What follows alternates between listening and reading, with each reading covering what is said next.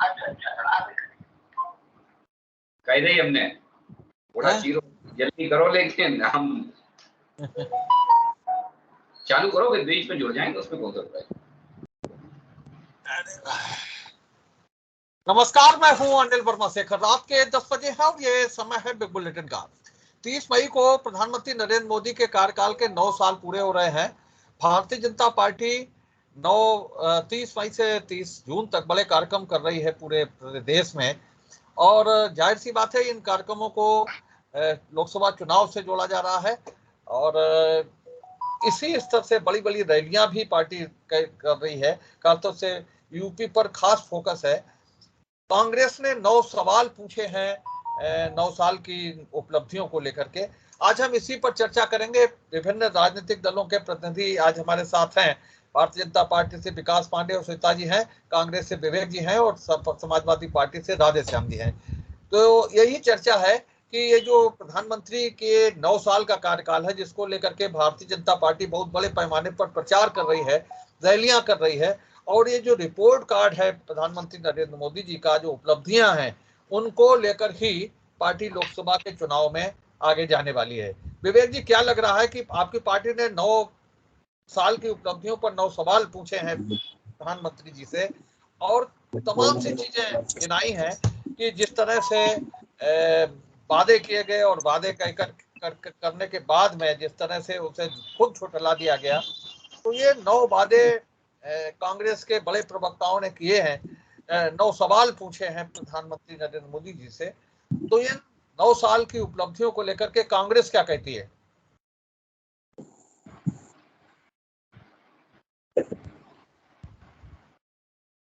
आवाज नहीं आ रही मिश्रा जी? मिश्रा जी आवाज नहीं आ रही?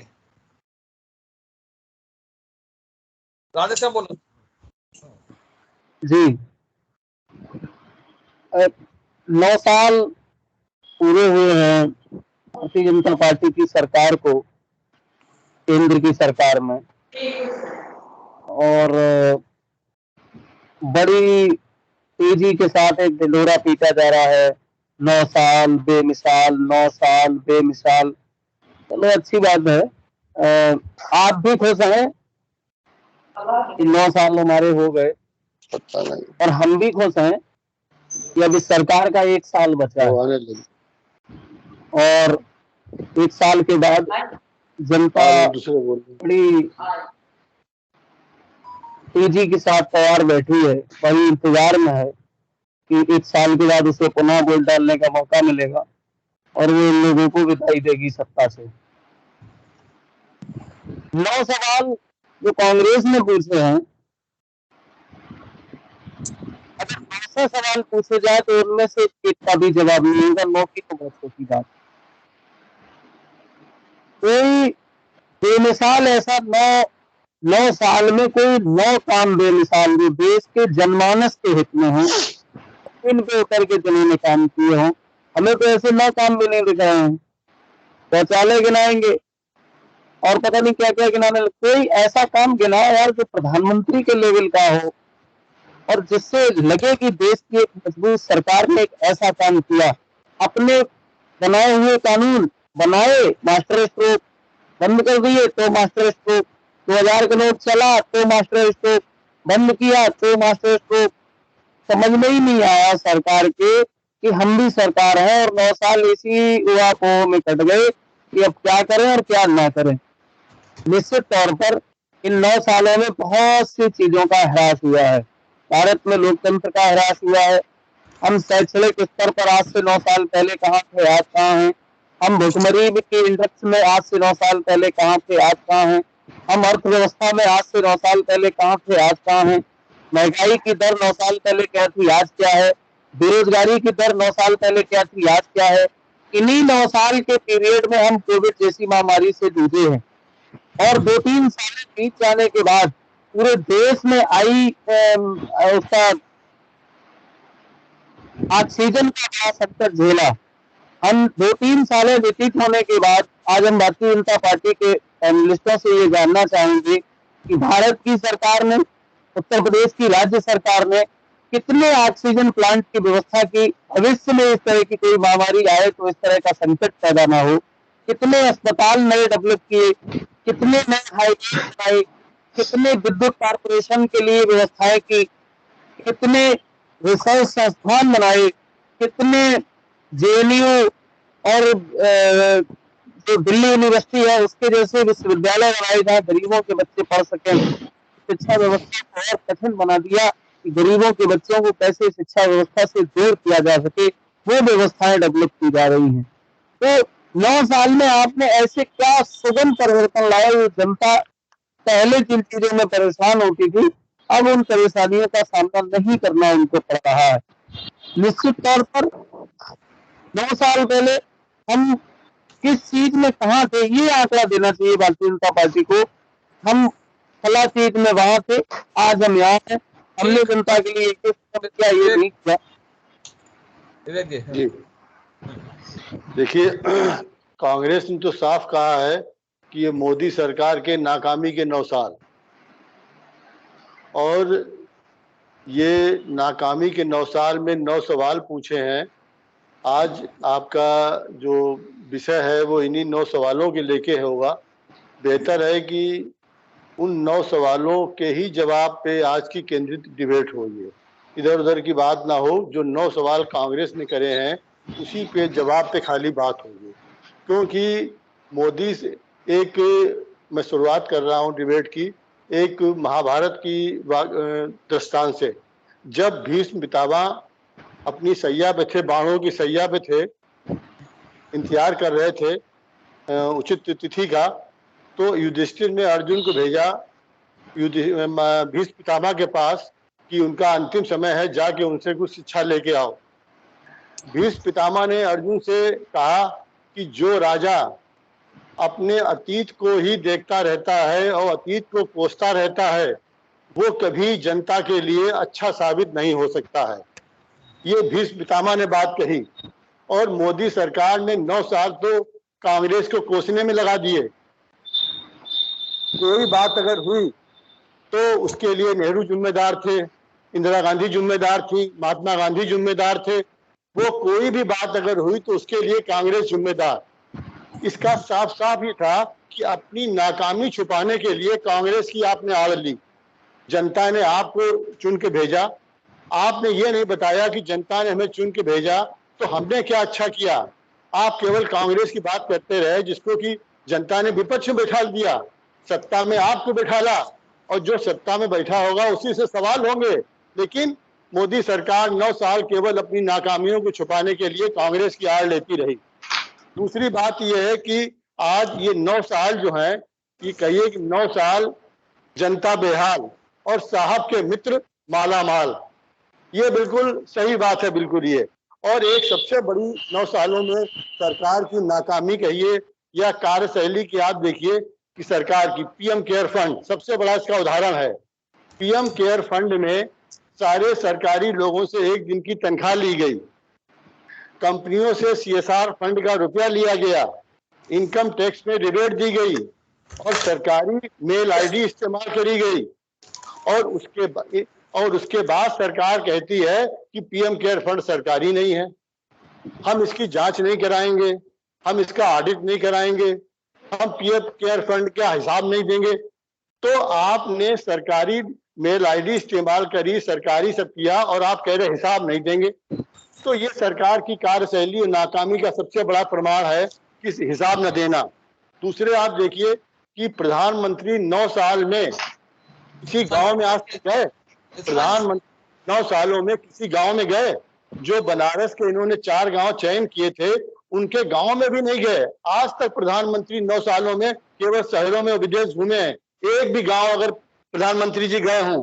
दूसरी बात आप करते हैं कि आज ये 9 सालों में किसानों की बात करें, इन्होंने अपनी जिद दिखाई, और आज जिस तरीके से जिद दिखा के, और प्रधानमंत्री जी हर मौके पे चुप रहे, जहां पे जरूरी बात थी, किसानों का मुद्दा आया, किसानों ने आंदोलन किया, उसमें 700 जाने गई, लेकिन प्रधानमंत्री जी चुप रहे। अडानी का मुद्दा हुआ, जनता के लाखों करोड़ रुपए डूब गए, प्रधानमंत्री जी बिल्कुल चुप रहे। आज हमारी महिला पहलवान, महिला बेटियां बैठी हुई 1 महीने से हैं, प्रधानमंत्री जी बिल्कुल चुप हैं। असम, मणिपुर में जल रही थी आग, वो कर्नाटक में रहे, मणिपुर के ऊपर बिल्कुल हुए थे। तो ये नाकामियां, इनकी नाकामियों से ही पूरा इनका 9 साल भरे रहे हैं। इसलिए कांग्रेस ने जो 9 सवाल करे हैं, कहीं भी सरकार ने या उनके मंत्री ने उसका जवाब नहीं दिया। यही सबसे बड़ा प्रमाण है कि मोदी सरकार के 9 साल नाकामी के 9 साल।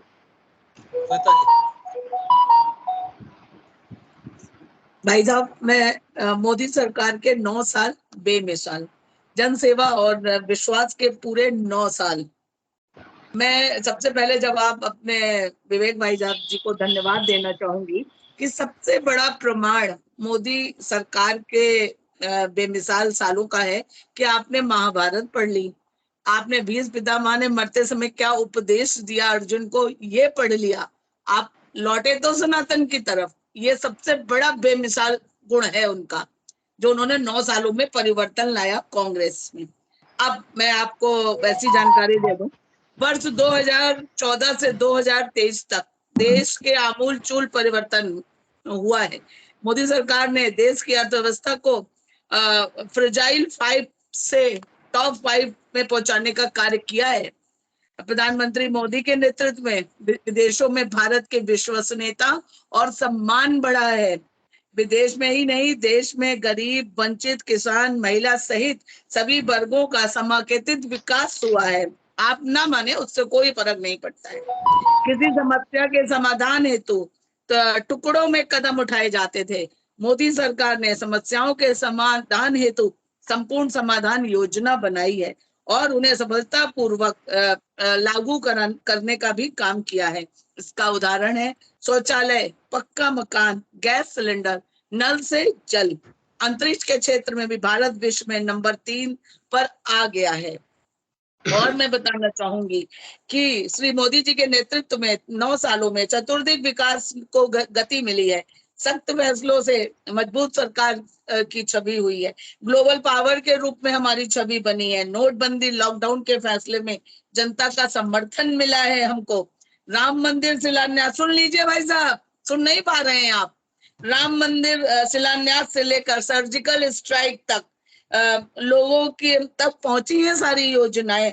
फ्री राशन से लेकर आवास व सुविधा हमने उपलब्ध कराई है। और रही बची बात विदेश नीति की, डोकलाम से लेकर गलवान घाटी तक चीन आगे बढ़ने की हिम्मत नहीं कर सका। उसको कदम पीछे करवाने में भी केंद्र की मजबूत मोदी सरकार और हमारी ठोस विदेश नीति थी। हमने सड़कें बनवाई हैं वहां तक, और इसके पूर्व की सरकारें चीन के आगे घुटने टेक देती थी, जिसके फलस्वरूप हमारी हजारों एकड़ जमीन पर कब्जा पूर्व में किया है चीन ने। और आज से 5 साल पहले, अब मैं आत्मनिर्भरता का उदाहरण, आप बस वही उनके मित्र चित्र, जो देश की समस्या है उस पर ध्यान नहीं है आपका। आज से 5 साल पहले हम लोगों को मोबाइल आयात करने पड़ते थे, लेकिन मेक इन इंडिया के माध्यम से विदेशी कंपनियों ने मोबाइल की फैक्ट्रियां भारत में लगाई हैं और अब हम जो है सबसे बड़े निर्यातक देश हैं। भारत बना है आत्मनिर्भर, ये उसका एक उदाहरण है। और मैं सपा के प्रवक्ता के लिए सिर्फ एक शब्द शेर के रूप में कहना चाहूंगी, बाकी मैं आपको कोई जवाब नहीं देना चाहती। तुम्हारे पांव के नीचे कोई जमीन नहीं, फिर भी अफसोस है तुम्हें यकीन नहीं। बस, अब मैं और कुछ नहीं कहना चाहती हूँ और दोबारा यही कहूंगी, मोदी सरकार के 9 साल बेमिसाल, और आगे आने वाला हम हैट्रिक लगाएंगे 2024 में। विकास पांडे, बहुत बहुत धन्यवाद।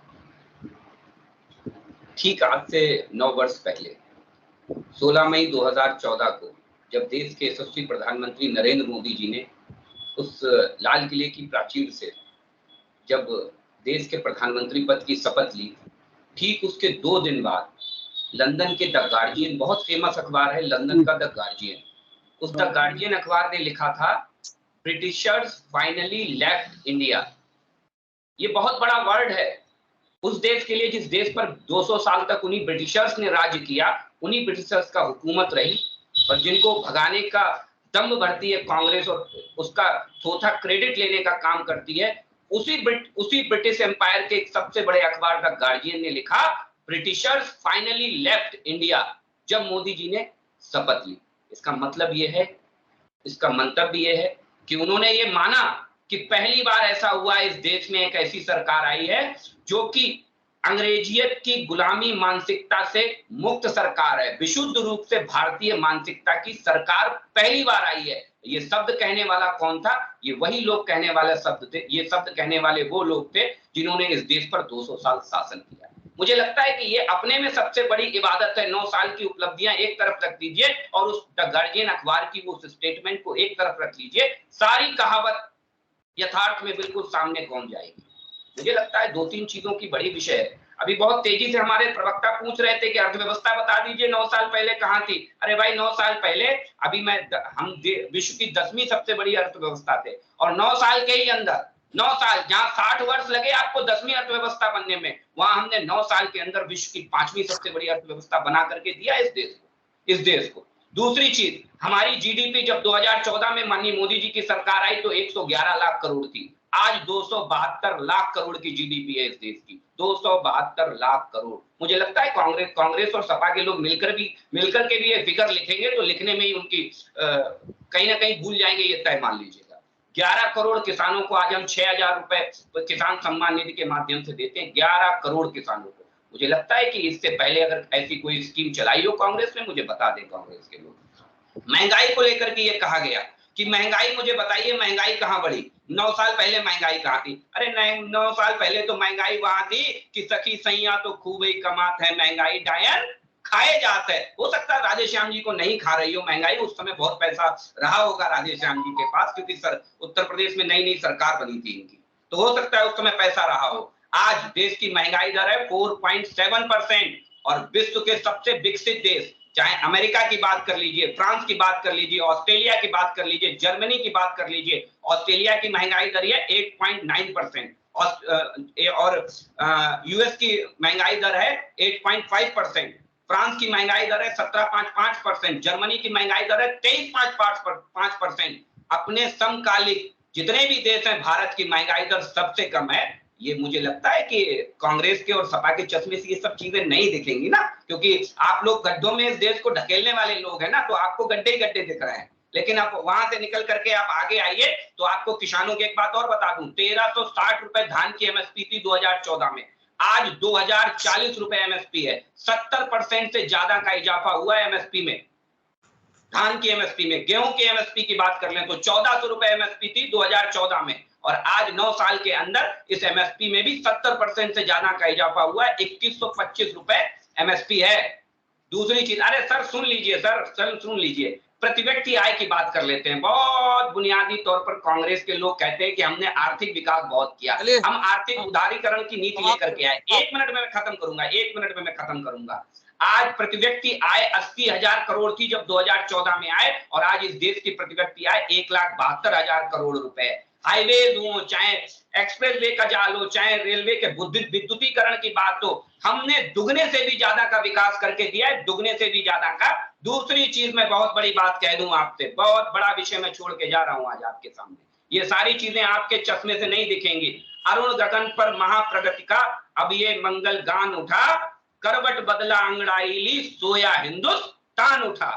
महाभारत बहुत याद आई थी इन्हें। उस महाभारत में आप भूल गए कि धृतराष्ट्र भी थे जिन्होंने अपने पुत्र मोह में महाभारत करा दी और पूरा वंश का नाश करा लिया। तथा कथित कांग्रेस के लोगों को समझना चाहिए कि आखिर कांग्रेस की स्थितियां आज कहां हैं। देखिए ऐसा है, एक बात कहना चाहेंगे, सिर्फ एक बात कहना चाहेंगे कि जो शेर हमें पढ़ के सुनाया गया, वो शेर कभी विपक्ष पढ़ता था सरकार के लिए, और 9 साल इतने बेमिसाल है कि देश की सबसे बड़ी पार्टी की प्रवक्ता हमारे लिए वो शेर पढ़ रही है। 9 साल में इन्होंने ये पाया। दूसरा, एक बहुत बढ़िया उदाहरण दिया गया, पता नहीं कौन से अखबार का नाम ले आए, हम तो जानते भी नहीं है। अब उनके मालूम, यही दिक्कत है ना, यही दिक्कत है। ये अपने ऑस्ट्रेलिया के पढ़े लिखे सीएम से पूछ लीजिए भाई। एक बात और कहना चाहेंगे, ऐसे शब्द ना इस्तेमाल करें भाई। बात सुन लो, गार्जियन मेरे भाई, गार्जियन विश्वविख्यात अखबार है, कम से कम अखिलेश जी से तो पूछ लेते।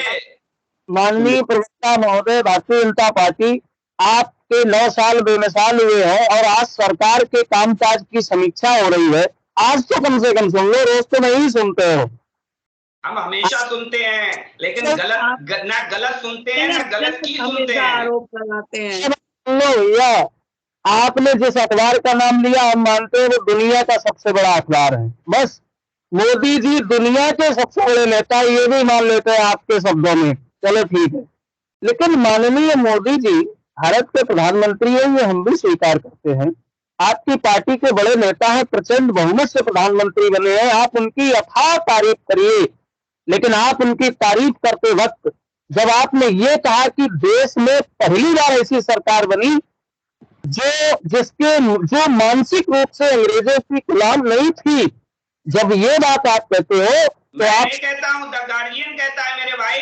जिस देश ने हम पे 200 साल शासन किया, आप कोट जरा ढंग से करिए भाई, पढ़े लिखों की तरह करिए। मेरा आग्रह है आपसे। द गार्डियन ने लिखा है और मैं तथ्यात्मक बात करता हूँ। मैं झूठी इधर उधर की बातें नहीं करता हूँ, झूठ कह करके भागने वाला आदमी नहीं हूं। मैं तथ्य के साथ बात करता हूँ, तथ्यात्मक बात करता हूँ। आप पढ़िए, जा करके पढ़िए। हाथ में मोबाइल नामक डिवाइस है आपके पास। एक लाइन की बात है, आप 6 लाइनें बोले जा रहे हैं उसी एक लाइन पे। अखबार के मुताबिक आप इसका समर्थन करते हैं ना, तो उस अखबार में भी आपके एक बड़े नेता का अपमान किया है, पंडित अटल बिहारी वाजपेयी, जो 6 साल इस देश के प्रधानमंत्री रहे। क्या वो अंग्रेजों के मानसिक रूप से गुलाम थे? वो अखबार इस बात को मानता है, आप मानते हैं इस बात को? पूर्ण बहुमत की सरकार नहीं थी हमारी, पूर्ण बहुमत की सरकार नहीं थी हमारी। इसी पूर्ण बहुमत की सरकार का नतीजा है कि 370 आज विदा हो गया। उसी पूर्ण बहुमत की सरकार का नतीजा है कि 3 तलाक के बहनें आज प्रताड़ित नहीं होती है। चेंज कर लीजिए, चेंज कर लीजिए।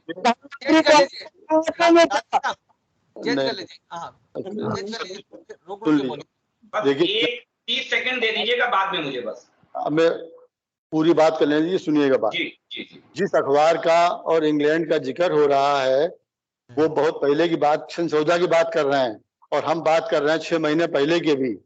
बीबीसी पे जब छापा डलवाया सरकार ने, उसके बाद वहां पे क्या कहा गया, पार्लियामेंट में लोकतंत्र की हत्या हो रही है, वो भी उसी में, उसी गार्जियन के देश में कहा गया ये। दूसरी बात, आप जो सरकार विकास के दावे कर रही है, वो विकास तो जब होता है जब हम जनगणना कराएं समय पे, तभी हम लाभ दे पाएंगे आम जनता को। 10 साल बाद जनगणना होनी चाहिए, जिसको मोदी सरकार अपने फायदे के लिए बराबर टालती रही है। और जब तक जनगणना नहीं होगी तब तक हम विकास का लाभ जो अंतिम लाभार्थी है उस तक नहीं, कोई सरकार नहीं पहुंचा सकती है। तो सबसे बड़ी सरकार का तो दावा इसी से साबित होता है, नाकामी का, कि जनगणना उसने टाली। और दूसरी बात, इन 9 सालों में इसलिए नहीं हुई जनगणना। पहले पूरी बात, हम आपकी बात सुनेंगे। दूसरी बात, इन 9 सालों में जो 22 करोड़ लोग गरीबी रेखा से ऊपर आए थे, उनमें 28 करोड़ नीचे पहुंच गए। गरीबी रिकॉर्ड बनाया 9 साल में, और 40 लाख लोगों की मौत की जिम्मेदारी सरकार है।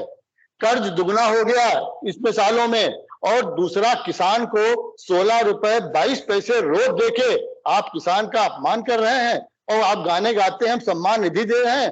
किसान का सम्मान क्या प्रतिदिन 16 रुपए? कांग्रेस ने क्या दिया, कांग्रेस ने क्या दिया, ये नहीं बताएंगे इस देश को? बताइए ना सर, बताइए ना, आपने क्या दिया, आपने क्या दिया? जल थल नभ तीनों जगह घोटाले दिए। जिन गंगा मैया की कस्में खाते हैं, जिन गंगा मैया की सफाई के बारे से आए, आज मुद्दे पे ही बात करेंगे। गंगा मैया आज का मुद्दा नहीं है। हमारे मिसाल सुनने पड़ेंगे आज आपको, क्योंकि आज का विषय है।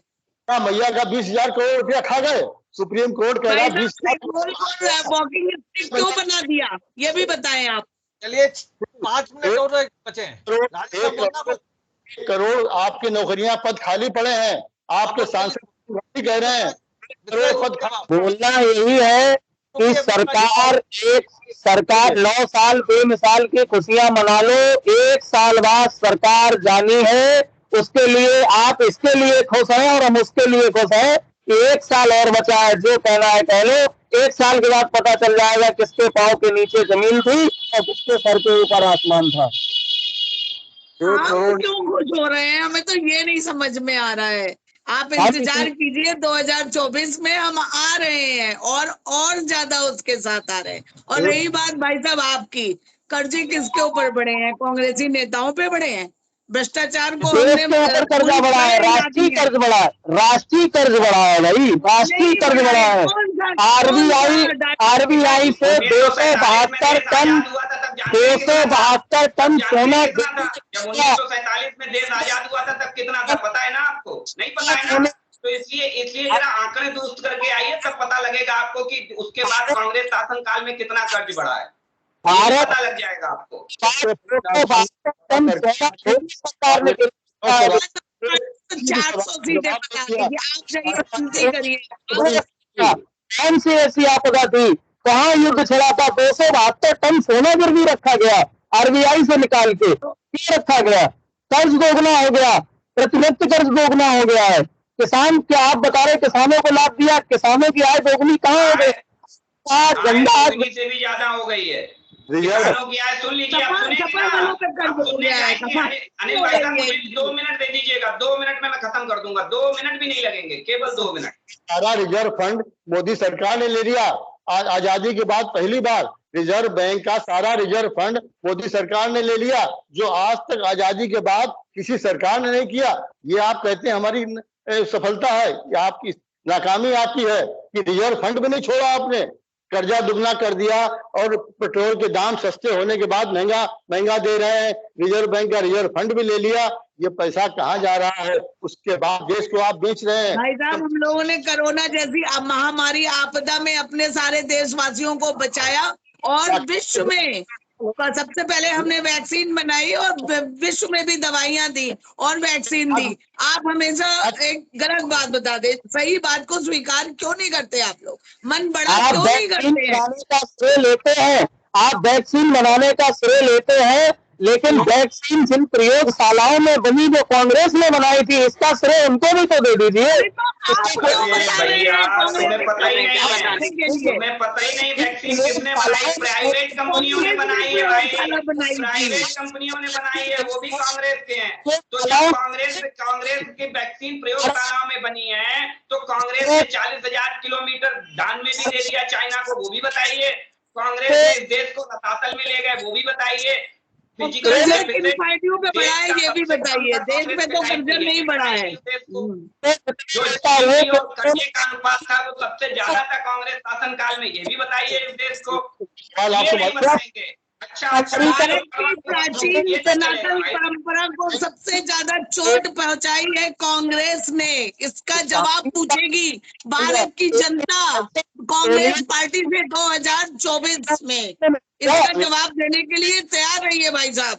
पोलियो जैसी महामारी का सामना भारत ने नहीं किया, क्या अतीत में महामारियां नहीं फैली? सरकार ने पोलियो की महामारी का टीका आज भी लगा था 3 साल पहले। पोलियो जैसी महामारी आप 35 साल से टीका लगा रहे थे, आपको मालूम है? 35 साल से माननीय मोदी जी ने केवल 2 साल के अंदर इस देश को वैक्सीनेटेड कर दिया, इतने बड़े देश को। अमेरिका भी हैरत में पड़ गया इस बात को जान करके। लेकिन ये सब समाजवादी और कांग्रेस चश्मे से नहीं दिखेगा भाई, क्योंकि कांग्रेस की तो परंपरा है। मैं बता दूं आपको, भारतीय जनता पार्टी का केवल एक आधार है, सबका साथ, सबका विकास और सबका विश्वास। और विपक्ष का केवल एक आधार है, बहन का साथ, भाई का विकास और मम्मी का विश्वास। ये है विपक्ष का आधार, और हमारा आधार है सबका साथ, सबका विकास और सबका विश्वास। बस यही फर्क है हम में और विपक्ष में। मम्मी पापा नहीं हो रही है। कांग्रेस के 9 सवालों। चलिए, बिग बुलेटिन की आज की इस बहस को यही समाप्त कर रहे हैं। सरकार के 9 साल और 9 साल बेमिसाल और 9 सालों पर कांग्रेस के 9 सवाल, यही आज की बहस का विषय था। आज की इस बहस को यही समाप्त करते हैं। विकास जी का, श्वेता जी का, राधेश्याम जी का और विवेक जी का बहुत बहुत धन्यवाद। हम फिर मिलेंगे अगले सप्ताह नए विषय को लेकर, नई बहस को लेकर। तब तक के लिए इजाजत दीजिए। शुभ रात्रि।